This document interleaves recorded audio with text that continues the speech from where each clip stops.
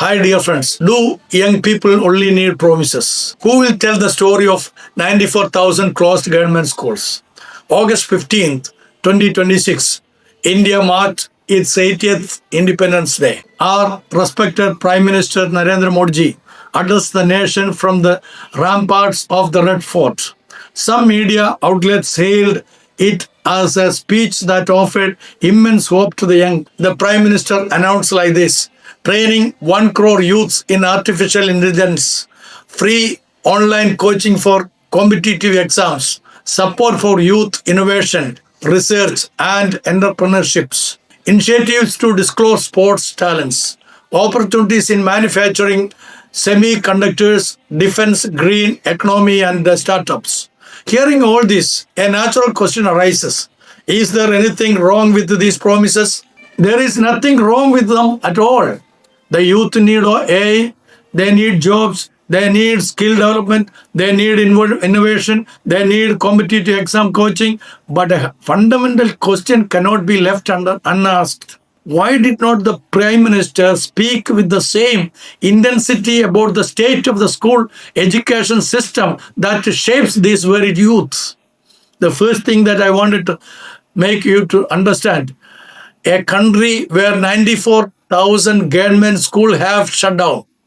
In May 2026, the Union Government's Niti Aayog released a report titled School Education System in India: Temporal Analysis and Policy Roadmap for Quality Enhancement, evaluating the state of Indian school education over the past decade. This is not a report from any opposition party. It is an official Niti Aayog document based on national data sources like UDSA, PARAC, and ASM. One statistic from the report deeply alarms us. Between 2014 to 2024, the number of government schools in India declined from 11.7 lakhs to 10.13 lakhs, a reduction of approximately 94,000 government schools. Over the same period, private schools grew from 2.88 lakhs to 3.39 lakhs. This is not merely a minor administrative statistic. It represents a major structural shift in India's educational landscape. The second thing that I wanted to make sure: a shared responsibility beyond simple politics. To be honest, it is inaccurate to claim that only the BJP union government shut down 94,000 schools. State government also play a significant role in school rationalization, mergers, and consolidation. Niti Aayog itself attributes this decline primarily to consolidation and rationalization measures undertaken by states. Therefore, this issue should not be reduced to a simple partisan political slogan. At the same time, the central government cannot claim zero responsibility.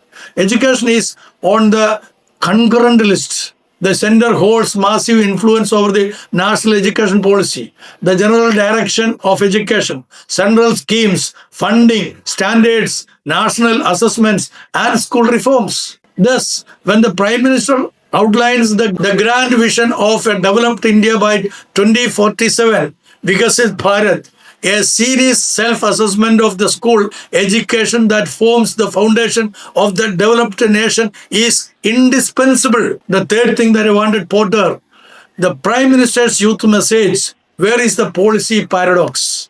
The Prime Minister's 2026 speech placed a heavy emphasis on the youths. AI training, free coaching, sports, startups, innovations, manufacturing, technology, and jobs. All these are tied to the future of the young. However, there is a policy paradox here. We say we will teach AI to 1 crore youths, but we must ask, what is the foundational education of these youths? Before teaching them AI, can they read? Can they calculate? Do they possess critical thinking?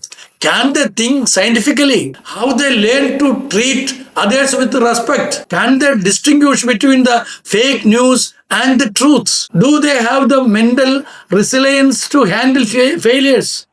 These two are core components of education. The fourth thing that I want to bring it out, the danger of educating shrinking into coaching centers. Another major contradiction emerges here. The Prime Minister himself pointed out in his speech that competitive exam coaching is a massive financial burden for middle class families, which is why he announced free online coaching. This is a welcome intervention, sir. However, we must ask, why has Indian education become so coaching dependent? Is regular school educating failing short? A student needs coaching to write NEET. They need coaching for the joint entrance exams. They need coaching for civil services and various other entrance exams. Therefore, we must ask, where is our school education failing to provide a comprehensive educational system? Without finding answers to this, providing free coaching merely addresses the system, not the root cause. The fifth point that I wanted to take it up. Closing a school is not just closing a building, sir. This is the most critical issue. Do not compare a large urban school with a small rural school. A government school in a village is not just a classroom, sir. It is the child's first social world. The teacher is often a community mentor. The school is not just an educational center. It is a center of social security for poor families, rural children, scheduled castes, scheduled tribes, other backward classes, and girls. The neighborhood school plays a vital role in educational access. Therefore, when merging a school, a government should not only ask how much money can we save, it must ask, how will this change impact a child's life? Have you ever asked that question, sir? The sixth point that I wanted to bring it out. The most dangerous threat, secondary education. The Niti Aayog study issues a major warning. Secondary education is one of the most fragile links in the schooling cycle.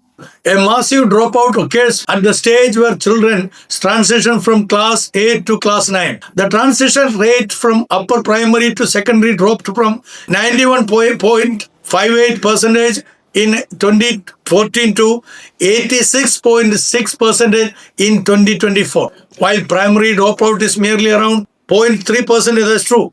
It spikes to 11.5% at the secondary level, sir. This is a crucial warning sign.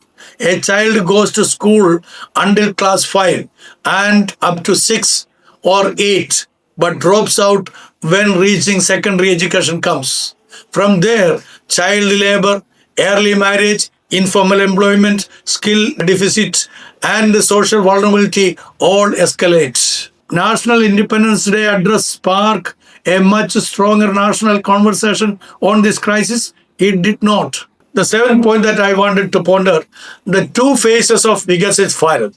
One side, semiconductor plants like AI, nuclear power, defense manufacturing, digital infrastructure, startups, and space technology. All of these are very necessary. But on the other side, does a child in a village get a good school? Can a girl safely reach a secondary school? Have teacher vacancies in government schools been filled?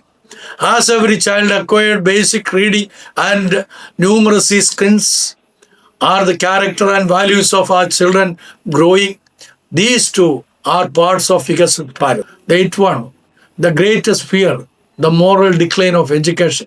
Here, I am not making a political accusation. I am issuing a social warning.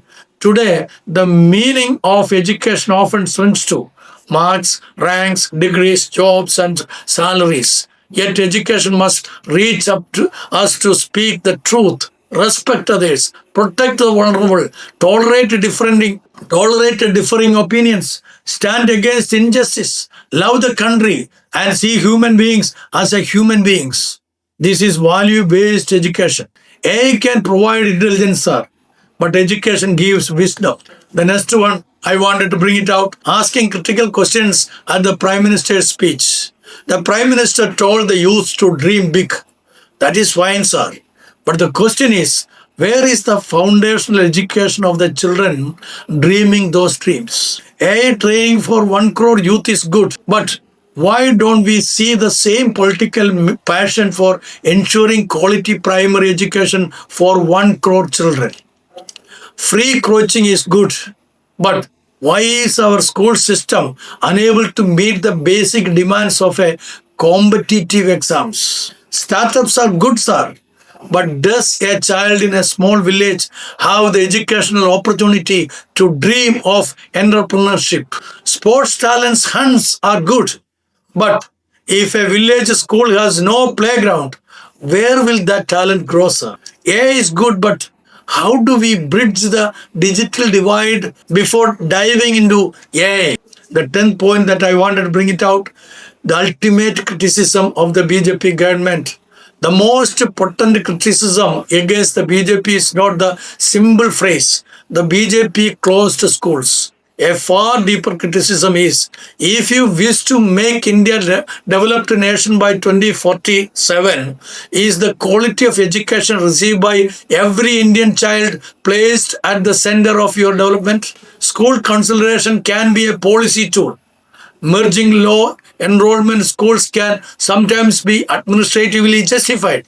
But if it harms a child's access, safety, equity, and retention, the government is accountable, sir. Efficiency alone is not enough. We need equity, access, quality, and values. The next one, a balanced view of the positives. To be fair, initiatives like AI training have genuine potential. Free coaching can assist economically backward families. Innovation funds can aid youth research and entrepreneurships. And sports talent hunts and manufacturing growth support employment. Therefore, dismissing these announcements entirely is incorrect. Instead, the question we must ask is, where is the foundation? That foundation is school education. The final question, what kind of youth does India need? Do we need youth who know AI? Yes. Coaching? Yes. Entrepreneurship? Yes. Sports? Yes. But alongside that, youth who speak the truth, youth who reject corruption, youth who see humanity beyond caste and religion, youth who respect women, youth who protect the rights of the vulnerable, youth who can listen to differing opinions, youth who respect the nation's constitution and democracy. These are the youth India needs. The 2026 Independence Day speech offered numerous promises of hope to the youths. AI coaching, innovation, sports, job, manufacturing and technology, all of these are necessary. But alongside them, we need a national pledge. No child in India should be denied quality education. When closing a rural school, we must not view it merely as shutting a building's door. We must check whether we are shutting the door of a child opportunity. The closure of 94,000 government schools should terrify us and make us think, because a nation's future is not built solely on semiconductor factories, it is built in classrooms. A nation's strength does not lie only in missiles, it rests in the hands of the teacher and the book of the child. A nation's development cannot be measured solely by GDP. Its true measure lies in the quality of education received by a child from an ordinary family. Therefore, the question to ask the Prime Minister is this: Modi ji, you tell the youth to dream big. Very well. But can we provide every child dreaming those dreams, whether in a city or in a village, rich or poor or good school, a good teacher, a safe learning environment, and value-based education? The true trust of the developed India is by 2047 lies right there. India is not truly developed simply because 1 crore youths learn AI. India is truly developed when every single child grows into complete human being. This is the vision of development that should have been shared in Independence Day. This is not merely a question directed at Modi ji or the BJP. It is a question addressed to India's entire education system. What are we handing down to our children? A certificate to secure a job, or education to become a good human being? Thank you very much for listening me.